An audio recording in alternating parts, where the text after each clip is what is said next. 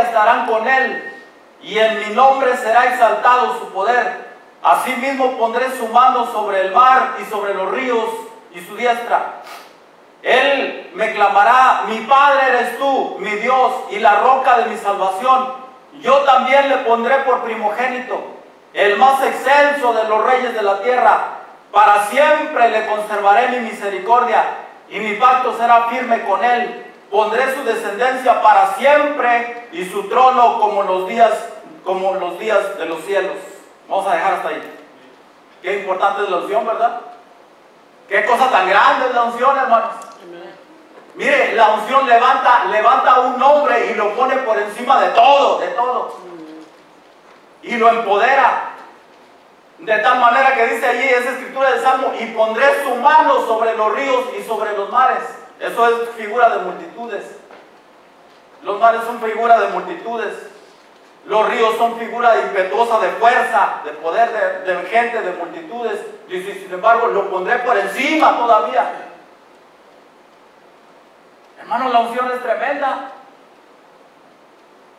Por eso la necesitamos todavía. Por eso la Biblia nos urge a ser bautizados con el Espíritu Santo, porque fue aquí lo que pasó. Se llamaba unción en el Antiguo Testamento. En los días neotestamentarios que vivimos usted y yo se llama bautismo del Espíritu Santo. Y necesitamos ese poder. Esto es lo que quiere decir el bautismo. Esto todavía es lo mismo, lo que dice el Salmo. Empodera a la gente. ¿Para qué? Para llevar a cabo cosas que están en la voluntad de Dios, hermano, que en nuestra simple humanidad, en nuestras simples fuerzas humanas, no podemos. No podemos. Mire, un cristiano que no está empoderado con ese bautismo del Espíritu Santo, le da vergüenza hablar de Dios. Tiene miedo a hablarle a la gente de Dios. Tiene miedo de enfrentar circunstancias, hermano, de orar por un enfermo porque le falta ese poder. Lo necesitamos. Lo necesitamos urgentemente. La iglesia de hoy necesita esa unción. Amén. Mire, se nos están echando encima tiempos difíciles. Que esos tiempos difíciles que están llegando no van a hacer otra cosa más que probar lo que somos usted y yo en este tiempo. Simplemente van a probar qué tanto tenemos usted y yo de Dios. Si estamos llenos, si estamos a la mitad, o no tenemos nada, nomás el puro nombre. Sí, así vienen los tiempos. Y se le vinieron a David encima también. Y tenía que estar listo y preparado para esos tiempos difíciles que iba a enfrentar. Para eso es la unción, todavía. Y el libro de los Hechos así lo registra, ¿verdad? Hubo un bautismo tremendo, una llenura, ¿verdad? Para los 120 que se quedaron en aquel aposento. Y luego fue llenura tras llenura, llenura tras llenura, llenura tras llenura. La pregunta lógica es: ¿por qué? ¿Para qué queremos tanta llenura? Pues es muy simple. Es muy simple. Mire, no tengo ni un vaso ya aquí. Aquí lo traigo. Y le echa agua. Y lo llena. Tremendo, ¿verdad? Lleno. Se está derramando. Casi se tira.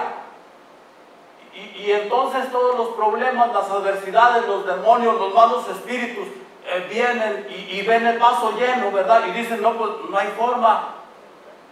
No hay forma de entrar. Este está lleno. ¿Por dónde entramos? No hay manera. Mejor hagámonos a un lado, porque este sí está lleno, este tiene autoridad, tiene poder, puede hacernos leña aquí fácil. Sí. Bueno, ¿y qué le pasa a esa llenura?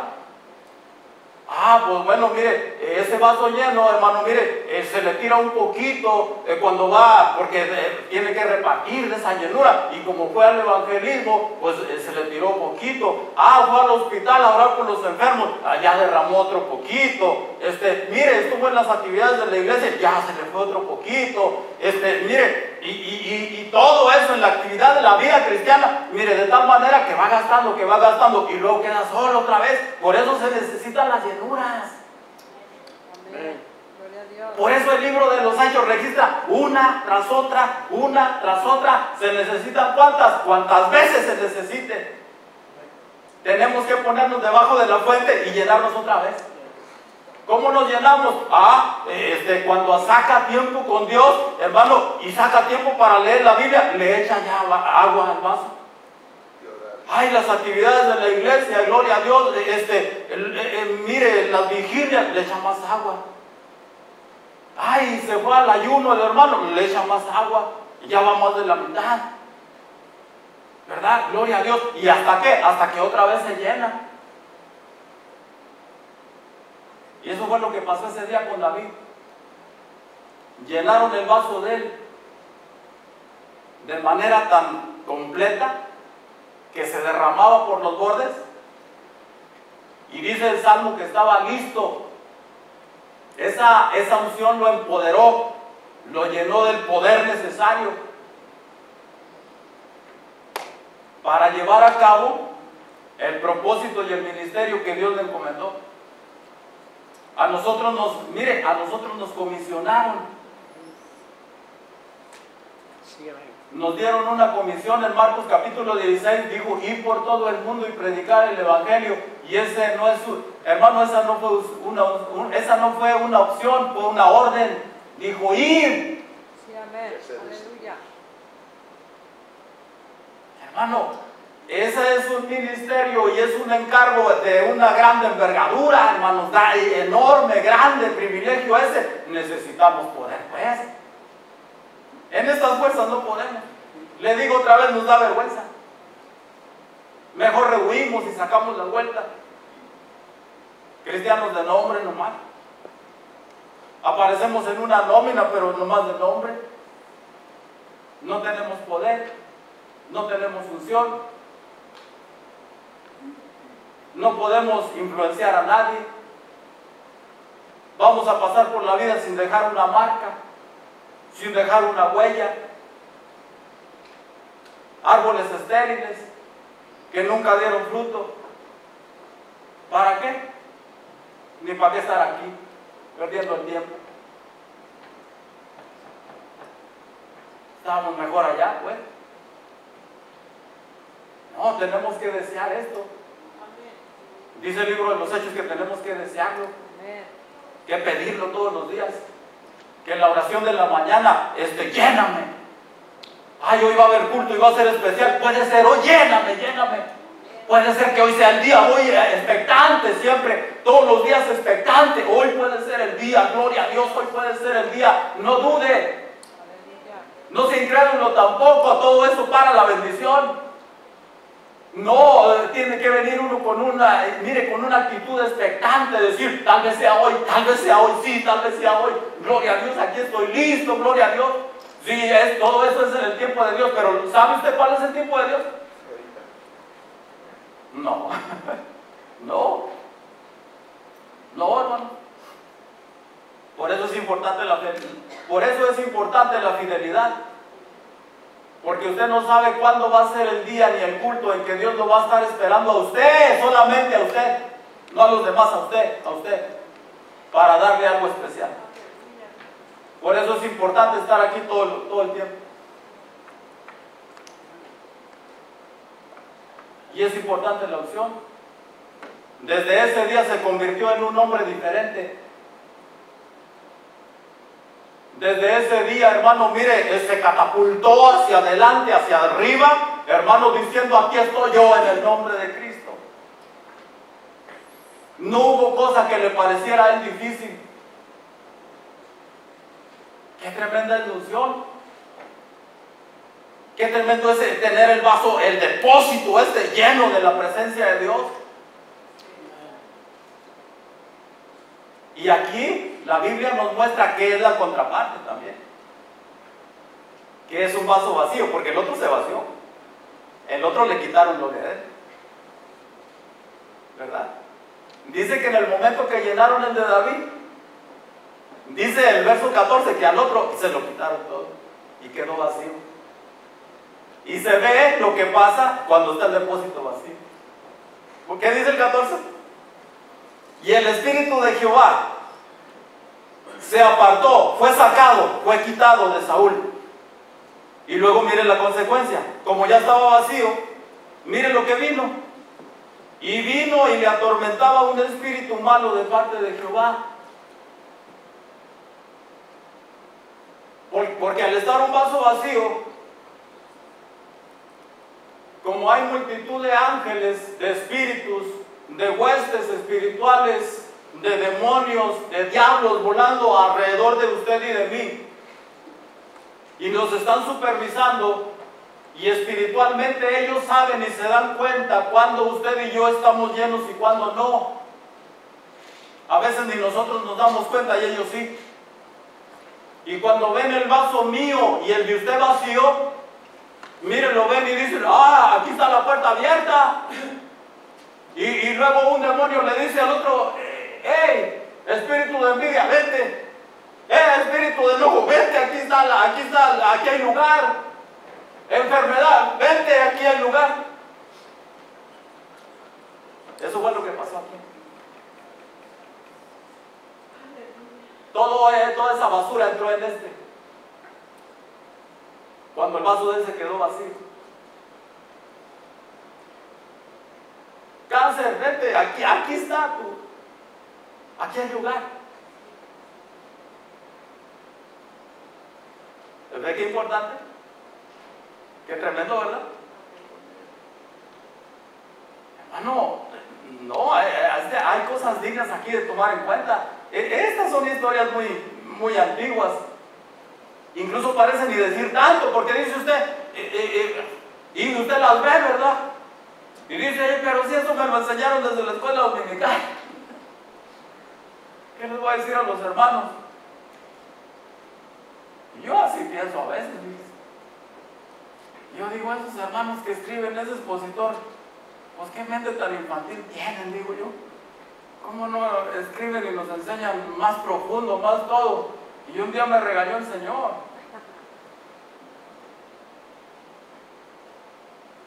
Dijo, yo te voy a llenar la boca a ti. Yo te voy a dar revelación de lo que dice allí.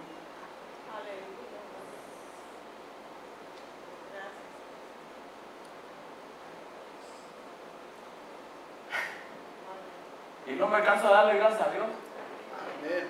Eso es lo que me dieron. Yo no sabía.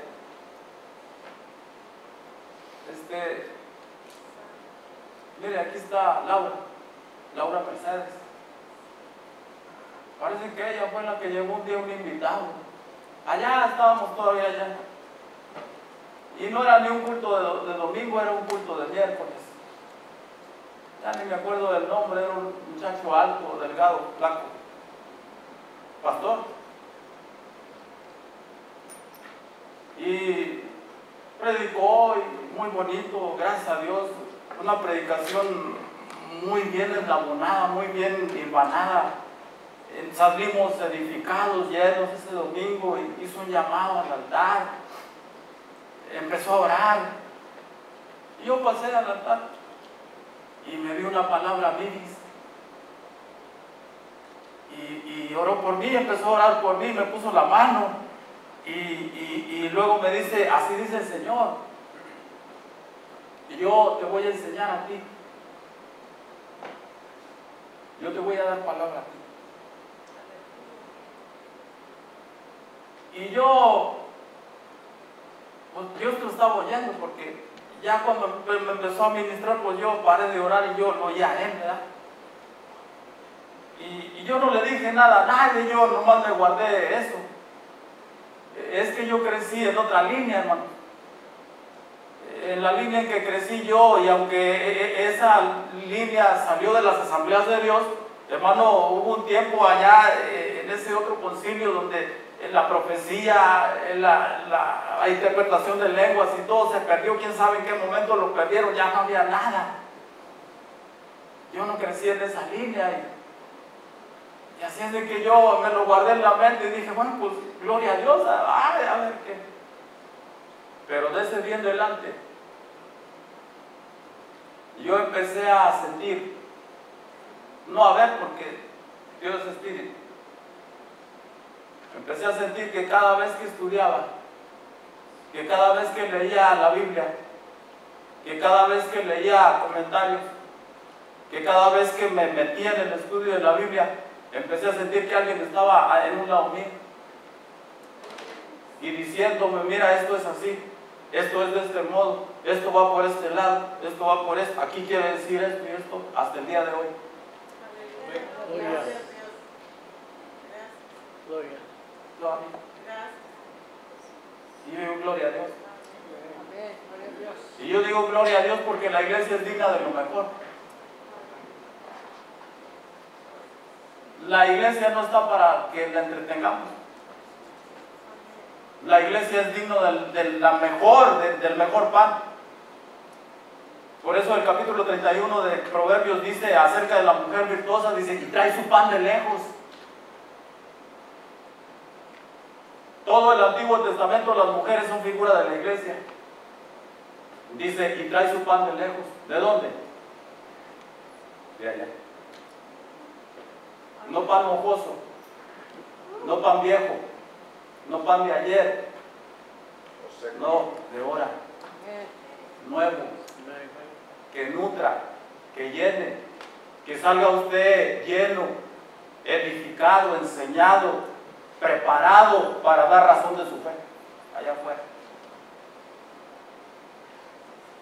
No lo estoy diciendo aquí, ese día sucedieron cosas tremendas. Y le estoy diciendo aquí lo que pasa, lo horrible que es quedar vacío y sin presencia. Hermano, un cúmulo así de espíritus inmundos viene a llenar ese vacío, como lo hizo con este. Porque así fue. Mire, más que aquí el tiempo es enemigo de uno. Tenemos que avanzar, porque si no... mire, vamos al capítulo siguiente, capítulo 17, hermanos. Del verso 20 en delante, capítulo 17, ahí nomás enseguida. Si lo tiene, dígame, amén, capítulo 17.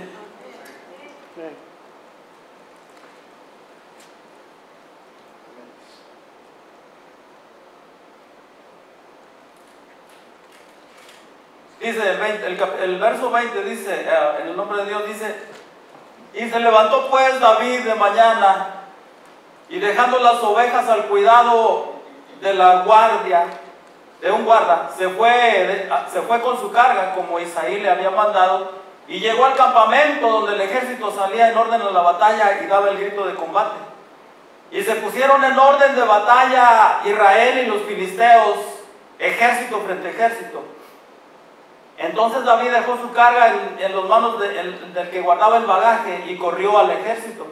Y cuando llegó, preguntó por sus hermanos si estaban bien. Mientras él hablaba con ellos, he aquí que aquel paladín que se ponía en medio de los dos campamentos, que se llamaba Goliat, el filisteo de Gat, salió de entre las filas de los filisteos y habló las mismas palabras y las oyó David.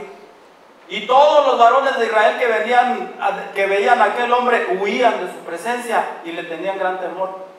Y cada uno de los de Israel decía, ¿no habéis visto a aquel hombre que ha salido y se adelanta para provocar a Israel?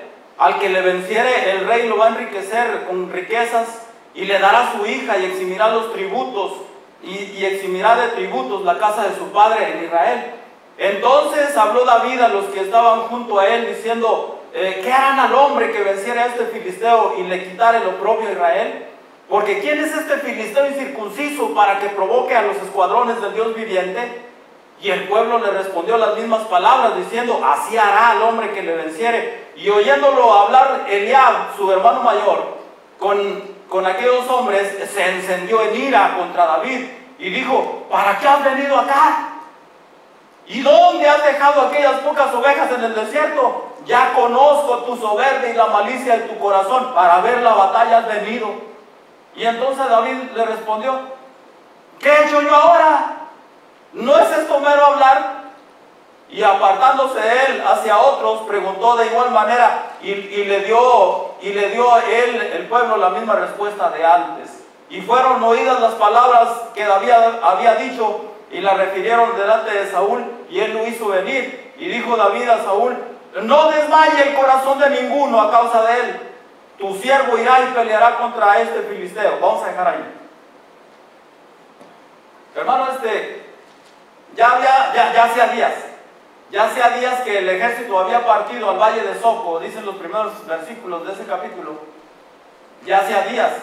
Yo pienso que más o menos los estudiosos dicen que alrededor de unos 20 o 15 días ya tenían allá en el campo enlistados para esa batalla, ¿verdad? Una batalla, hermanos, que hasta el momento, después de días, no se había llevado a cabo, pero nadie sabía. Era un lugar apartado. Hermano, el padre de los muchachos, ¿verdad?, de los hermanos de David, entra en preocupación, entra en afán, hermano, queriendo saber, y es una reacción natural, ¿verdad?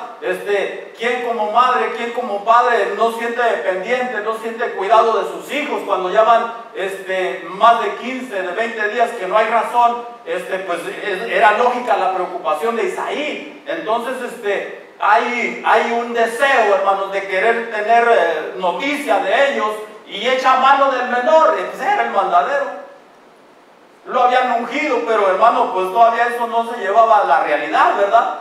Seguía siendo todavía el de los mandados.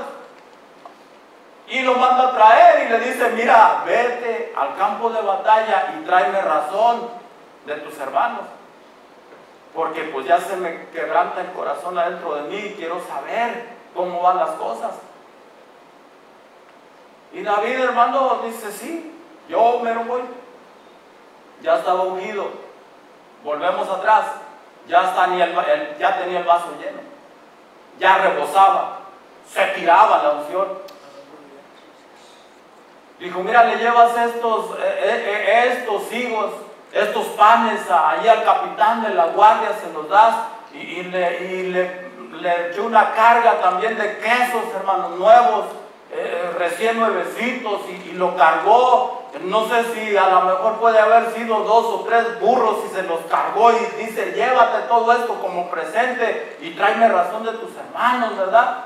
Y allá va aquel con los animales cargados y los quesos, yo creo, tirándose todavía la cuajada, hermano. Pero él, obediente, hermano, mira, él fue. Gloria a Dios, y ahí va, hermano. Y oh sorpresa, cuando llega aquel, hermano, no había batalla, dice. Encuevados estaban. Y llega y aquel y mira para todos lados. Y encarga la carga, dice allí, con el que guardaba el bagaje. ¿Y qué quiere decir eso? Cuando dice la Biblia que el bagaje quería decir la comida, los víveres que tenían para las guerras. Y había un lugar determinado donde eso, aparte, muy aparte, allá estaba alguien que se encargaba de eso, guardando todo. Ahí estaban los víveres. Y se los encargó ahí a él. Y dice: pues voy a ver qué pasa. Al fin y al cabo eso me encargaron, que viniera a ver dónde están aquellos. Y se va a buscarlos, ¿verdad? Pero la sorpresa en él era que no había batalla. Él no miraba batalla por ningún lado, hermano. Y ya tenían 40 días.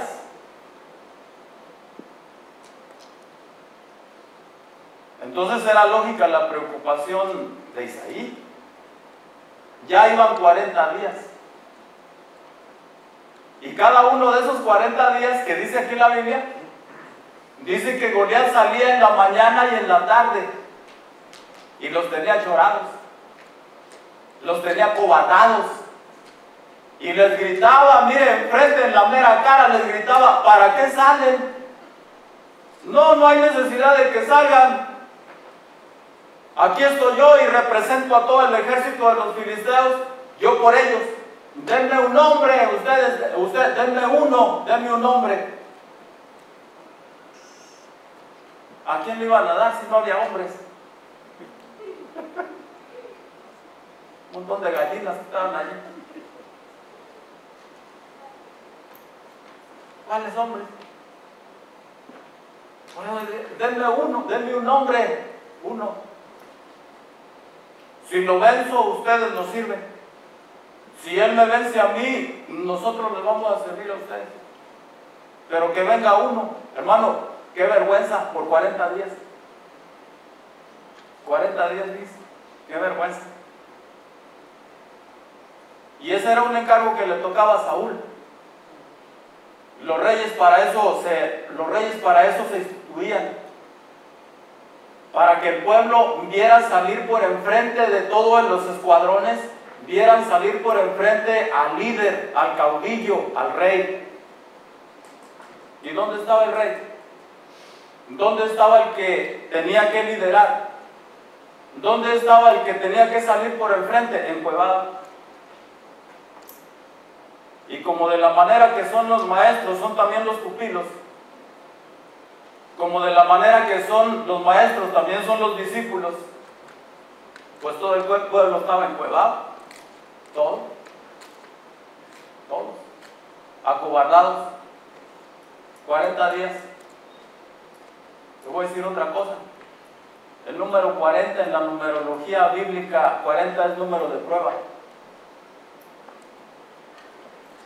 Israel fue probado por 40 días y no dieron el ancho. No dieron el ancho. No dieron color, como dice allá por afuera. Hermano, y viene aquel y mire, llegó a la hora que salía aquel a provocarlos, dice, a insultarlos. Oiga, mire, a través de 40 días, hermano, ya el enemigo que lo ha estado atemorizando, acobardando, hermano, después de 40 días, ese hombre al ver que no hay respuesta, que no hay reacción, ese hombre se puede dar el lujo hasta de burlarse de usted, pues si no hay reacción. Entonces yo me puedo imaginar cómo salió ese día, hermano, no solamente a retarlos, a desafiarlos, hermano, sino hasta burlarse de ellos, y tocó que ese día, esa hora, hermano, llegó aquel, dice allí, y lo oyó.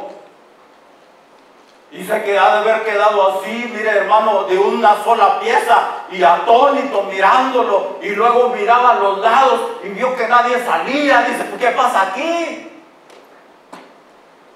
Y luego después le oye decir a los demás, dice, por 40 días está haciendo eso, y todos le tienen temor, huyen de la presencia de él, y no cabe de la sorpresa, ¿verdad? Dice, pero este es un incircunciso.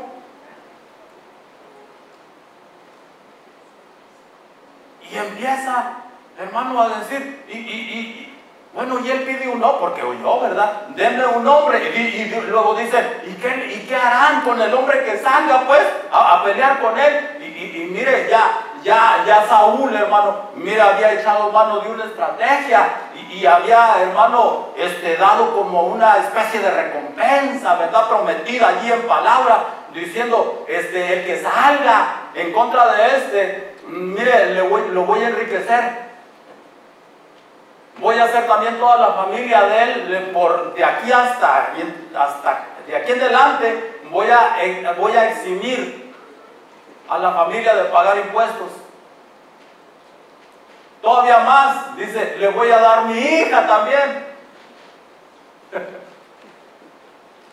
y parece que a aquel le pareció ser una buena oferta, porque parece que cuando usted veía la vida de David, parece que lo que le gustaba eran las mujeres.